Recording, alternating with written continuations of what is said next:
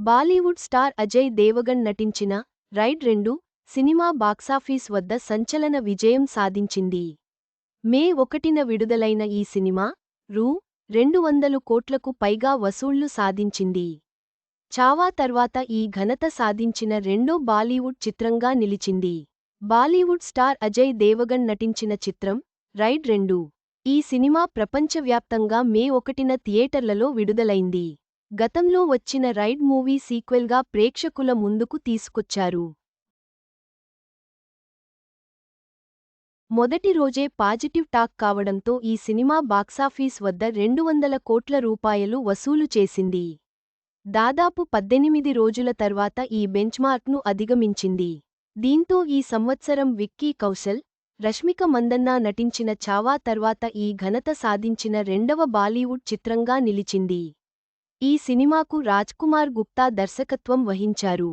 ఈ మూవీ విడుదలైన 19 రోజుల్లో ప్రపంచవ్యాప్తంగా 201 రూపాయలు 50 కోట్ల గ్రాస్ వసూళ్లు సాధించింది. కేవలం ఇండియాలో మాత్రమే 177 రూపాయలు 50 కోట్ల కలెక్షన్స్ రాబట్టింది. భారతదేశం, పాకిస్తాన్ మధ్య ఉద్రిక్తతలు, ఇటీవల విడుదలైన Hollywood movie Mission Impossible the Final Reckoning కారణంగా రైడ్ -2 కలెక్షన్స్ కొద్దిగా తగ్గినట్లు తెలుస్తోంది.